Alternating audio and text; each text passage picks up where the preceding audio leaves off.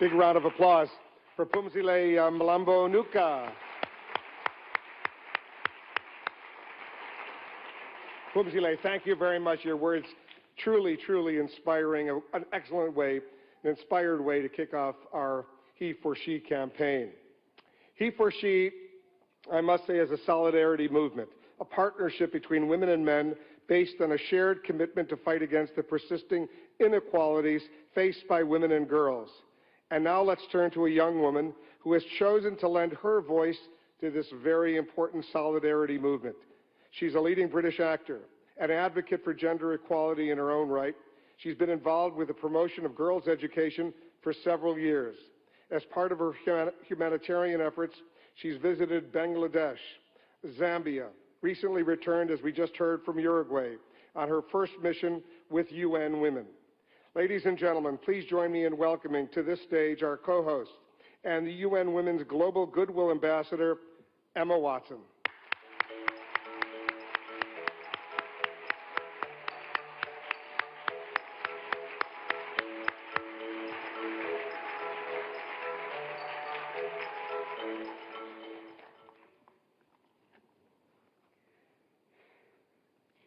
Your Excellencies, UN Secretary General, President of the General Assembly, Executive Director of UN Women, and distinguished guests. Today, we are launching a campaign called He for She. I am reaching out to you because we need your help.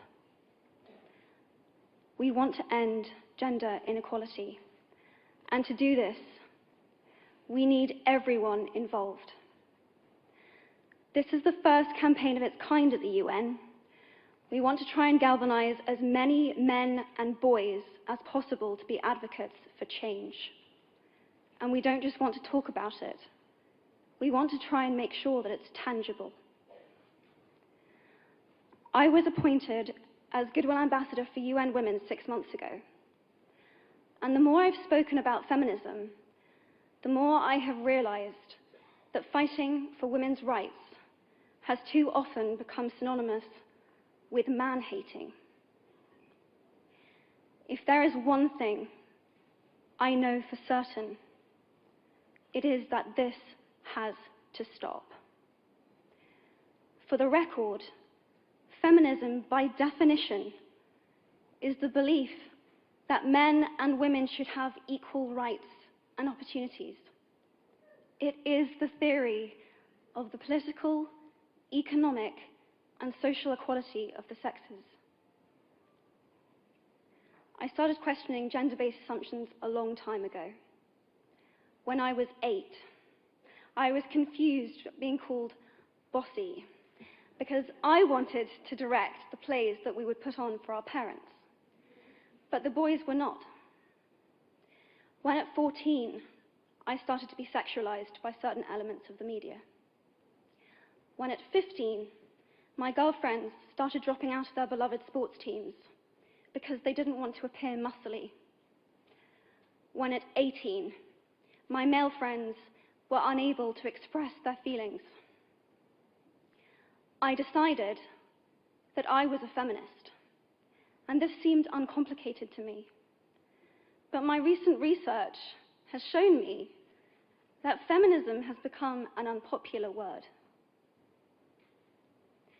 Women are choosing not to identify as feminist. Apparently, I am among the ranks of women whose expressions are seen as too strong, too aggressive, isolating, and anti-men, unattractive even. Why has the word become such an uncomfortable one? I am from Britain, and I think it is right that I am paid the same as my male counterparts. I think it is right that I should be able to make decisions about my own body. I think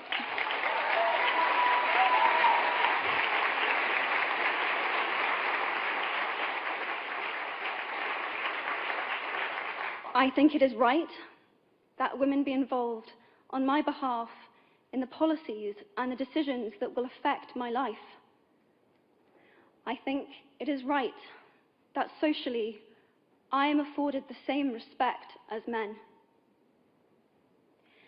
But sadly, I can say that there is no one country in the world where all women can expect to receive these rights. No country in the world can yet say that they have achieved gender equality. These rights I consider to be human rights, but I am one of the lucky ones. My life is a sheer privilege because my parents didn't love me less because I was born a daughter. My school did not limit me because I was a girl. My mentors didn't assume that I would go less far because I might give birth to a child one day. These influences were the gender equality ambassadors that made me who I am today. They may not know it, but they are the inadvertent feminists who are changing the world today. We need more of those. And if you still hate the word, it is not the word that is important. It's the idea and the ambition behind it. Because not all women have received the same rights that I have. In fact, statistically, very few have been. In 1997, Hillary Clinton made a famous speech in Beijing about women's rights. Sadly, many of the things that she wanted to change are still true today. But what stood out for me the most was that less than 30% of the audience were male. How can we affect change in the world when only half of it is invited or feel welcome to participate in the conversation? Men, I would like to take this opportunity to extend your formal invitation.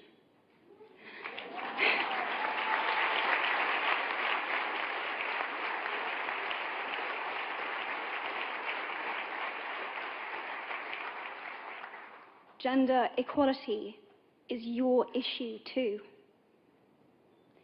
Because to date, I've seen my father's role as a parent being valued less by society, despite my needing his presence as a child as much as my mother's. I've seen young men suffering from mental illness, unable to ask for help, for fear it would make them less of a man or less of a man.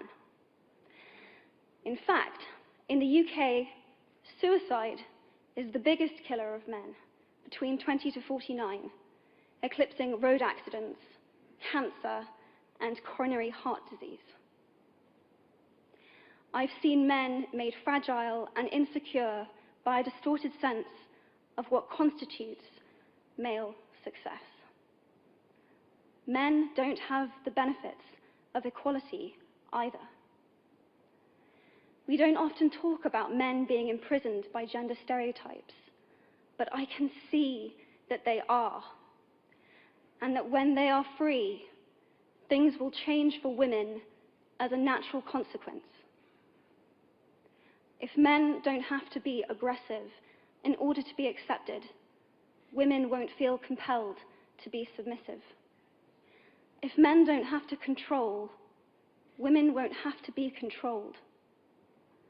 Both men and women should feel free to be sensitive.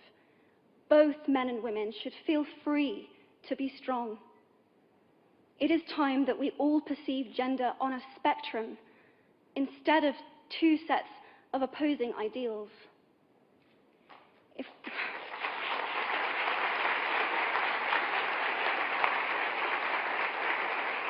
If we stop defining each other by what we are not and start defining ourselves by who we are, we can all be freer. And this is what he for she is about. It's about freedom. I want men to take up this mantle so that their daughters, sisters, and mothers can be free from prejudice, but also so that their sons have permission to be vulnerable and human too. Reclaim those parts of themselves they abandoned, and in doing so, be a more true and complete version of themselves. You might be thinking, who is this Harry Potter girl? And what is she doing speaking at the UN? And it's a really good question. I've been asking myself the same thing. All I know is that I care about this problem, and I want to make it better. And having seen what I've seen, and given the chance, I feel it is my responsibility to say something. Statesman Edmund Burke said, "All that is needed for the forces of evil to triumph is for good men and women to do nothing." In my nervousness for this speech, and in my moments of doubt, I've told myself firmly, if not me, who? If not now, when? If you have similar doubts when opportunities are presented to you, I hope that those words will be helpful. Because the reality is that if we do nothing, it will take 75 years, or for me to be nearly 100, before women can expect to be paid the same as men for the same work. 15.5 million girls will be married in the next 16 years as children. And at current rates, it won't be until 2086 before all rural African girls can have a secondary education. If you believe in equality, you might be one of those inadvertent feminists that I spoke of earlier. And for this, I applaud you. We are struggling for a uniting word, but the good news is that we have a uniting movement. It is called He for She. I am inviting you to step forward, to be seen, and to ask yourself, if not me, who? If not now, when? Thank you very, very much.